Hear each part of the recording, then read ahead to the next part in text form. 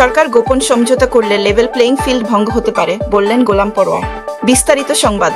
সরকার একটি দলের সঙ্গে গোপন সমঝোতা করলে ন্যক্কারজনকভাবে লেভেল প্লেইং ফিল্ড ভঙ্গ হতে পারে বলে মন্তব্য করেছেন জামায়াতে ইসলামীর সেক্রেটারি জেনারেল মিয়া গোলাম পরোয়ার।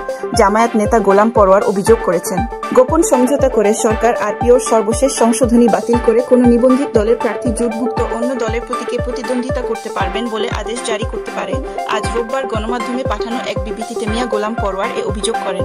আরপিও সংশোধনে কিছু বিষয় নিয়ে আপত্তি নির্বাচন কমিশনে জানিয়ে এসেছে বিএনপি। তারা বলেছে, নির্বাচনী জোট করলেও প্রার্থীদের নিজ নিজ দলের প্রতীকেই ভোটে অংশ নিতে হবে, এই প্রস্তাব গ্রহণযোগ্য নয়। বিবৃতিতে জামায়াতের সেক্রেটারি জেনারেল বলেন, নির্বাচনী জোট গঠিত হলেও প্রার্থীদের নিজ নিজ দলের প্রতীকে জাতীয় নির্বাচনে অংশগ্রহণ করতে হবে। গত 23 অক্টোবর এমন বিধান সংযোজন করে নির্বাচন সংক্রান্ত আইন গণপ্রতিনিধিত্ব আদেশ আরপিও সংশোধনের খসড়া অনুমোদন করেছে অন্তর্বর্তী সরকারের উপদেষ্টা পরিষদ। বিভিন্ন সূত্রে জানা যাচ্ছে, বিএনপির একজন নেতার সঙ্গে জনৈক উপদেষ্টার তথাকথিত জেন্টলম্যান এগ্রিমেন্ট এর প্রেক্ষিতে নিজেদের অনুমোদিত সেই আদেশ বাতিল হতে যাচ্ছে। মিয়া গোলাম পরোয়ার বলেন, গণপ্রতিনিধিত্ব আদেশ আরপিও যদি বাতিল করা হয় তবে তা হবে অত্যন্ত ন্যক্কারজনক, অগণতান্ত্রিক ও স্পষ্টতই রাজনৈতিক উদ্দেশ্য প্রণোদিত।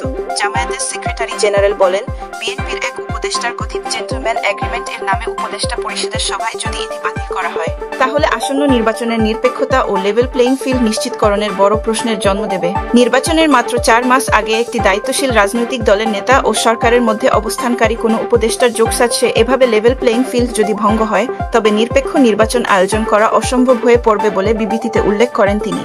আরপিও সংশোধনে কিছু বিষয় নিয়ে আপত্তি নির্বাচন কমিশনে জানিয়ে এসেছে বিএনপি। তারা বলেছে, নির্বাচনী জোট করলেও প্রার্থীদের নিজ নিজ দলের প্রতীকেই ভোটে অংশ নিতে হবে, এই প্রস্তাব গ্রহণযোগ্য নয়।